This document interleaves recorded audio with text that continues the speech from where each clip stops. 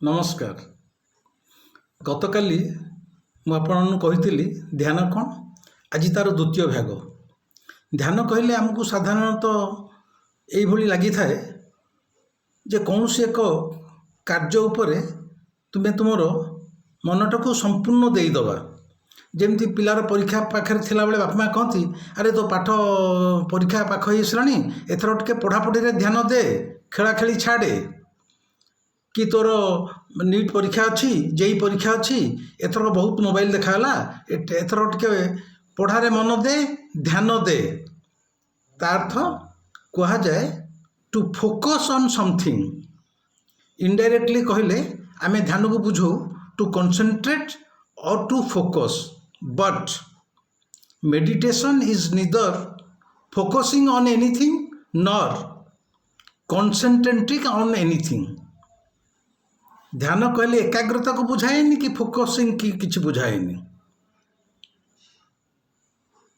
ଏଇଟା ଆମର ଭୁଲ ଧାରଣା ଏବଂ ଅନେକ ସମୟରେ ମଧ୍ୟ ଗୁରୁମାନେ ବୁଝେଇଥାନ୍ତି ଧ୍ୟାନକୁ ଯେ ତୁ ଆଖି ବୁଜି ବସିକି ତୋର ପ୍ରିୟ ବସ୍ତୁକୁ ଧ୍ୟାନ କର।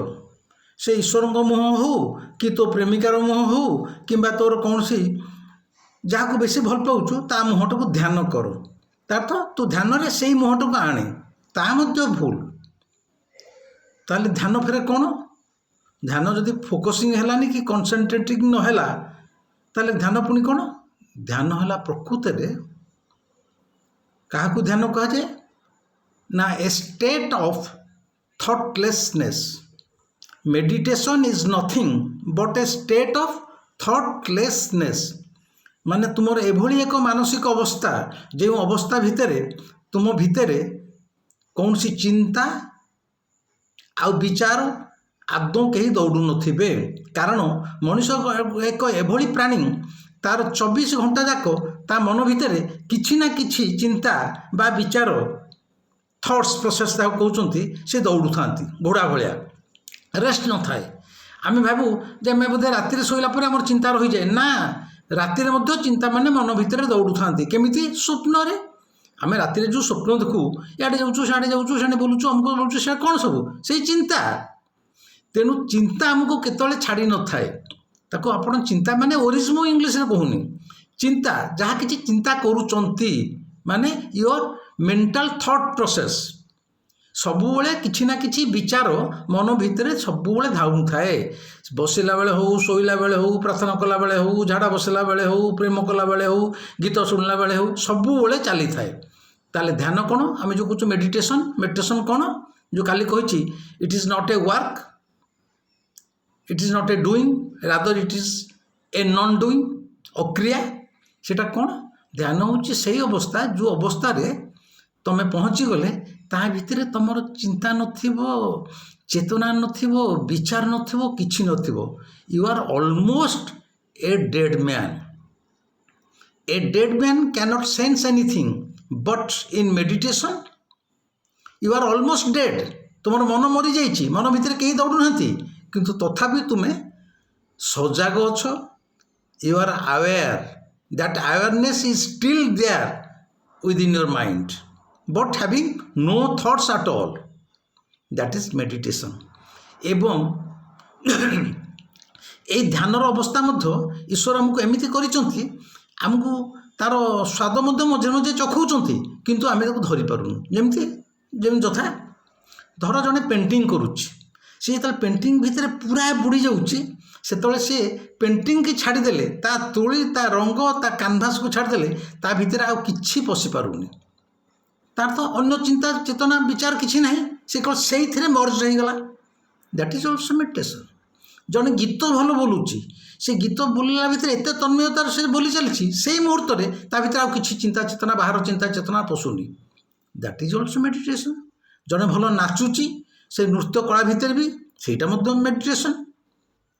ଜଣେ ବଗିଚାରେ କାମ କରୁଛି, ଫୁଲମାନଙ୍କ ସାଙ୍ଗରେ କଥାବାର୍ତ୍ତା ହେଉଛି, ଗଛମାନଙ୍କ ସାଙ୍ଗରେ କଥାବାର୍ତ୍ତା ହେଉଛି, ବଗିଚା ଭିତରେ 2 ଘଣ୍ଟା କାମ କରୁଛି, ସେ ତା ଭିତରେ ବୁଡ଼ିକି ରହିଛି। That is also meditation. Meditation doesn't mean to sit idle and to close your eyes. No. ତେମେ ଯେଉଁ କାର୍ଯ୍ୟରେ ସମ୍ପୂର୍ଣ୍ଣ ଭାବରେ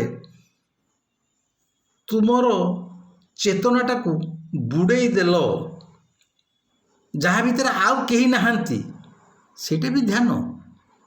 ଯେମିତି ଭୁବନେଶ୍ୱରରେ ଥିବା ମୋର ପ୍ରିୟ ମଣିଷ ନୀଳିମା ନିବେଦିତା, ସେ ଭଲ କାର୍ଟୁନ୍ ଏବେ କରୁଛି, ଭଲ କରୁଛି।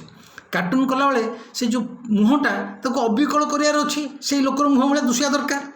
ଯେତେବେଳେ ସେ କାର୍ଟୁନ୍ଟା କରୁଥିବ ସେତେବେଳେ ତା ମନ ଭିତରେ କ'ଣ ଆଉ କିଛି ପଶୁଥିବ କି?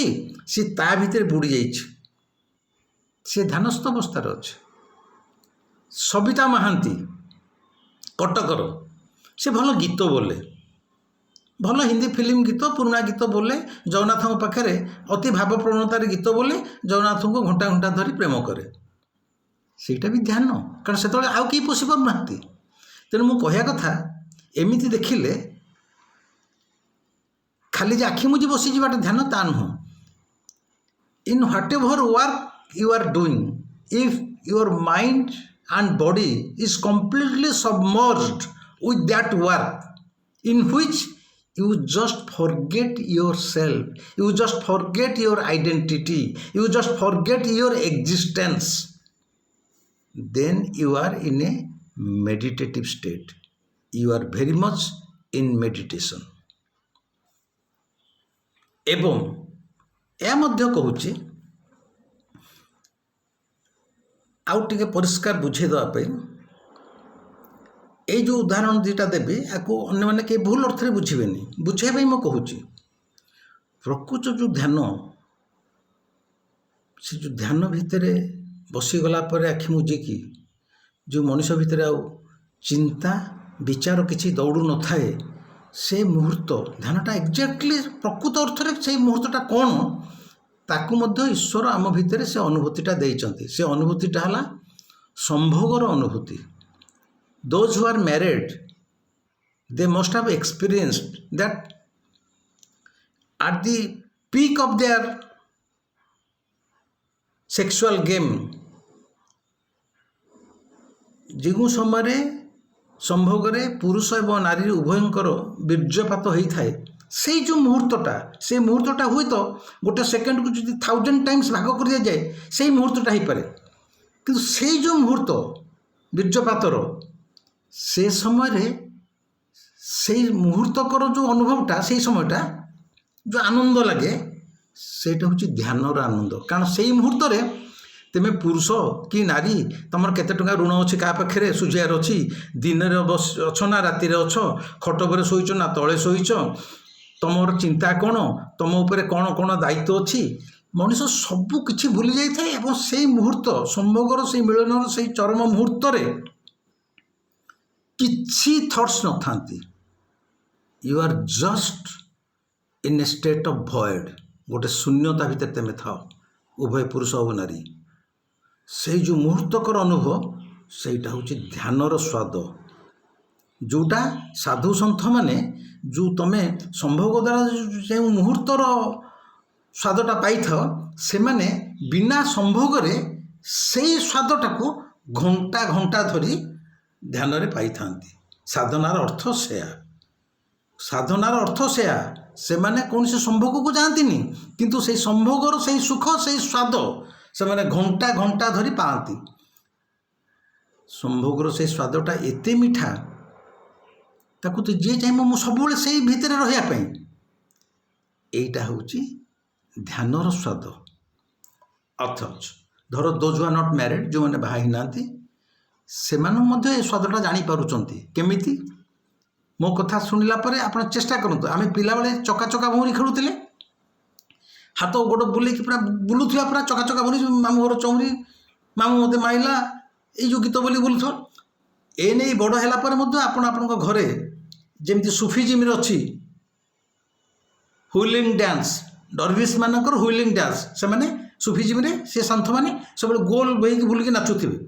ବୁଲି ବୁଲି ବୁଲି ବୁଲି ବୁଲି ବୁଲି ବୁଲି ଯେତେବେଳେ ମୁଣ୍ଡ କ'ଣ ହେଇଯିବ, ନଥ୍ କିନି ବସିଯାଅ।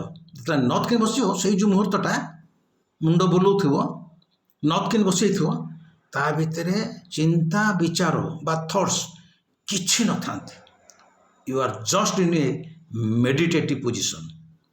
You have entered into that unknown state of your mind where there is no thoughts, you are in a state of void गोटे शून्यता भितर विचरण से अवस्था पहुँचवाटा है ध्यान।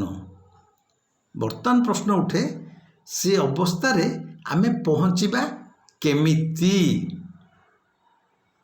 से अवस्था पहुँची पारिबे।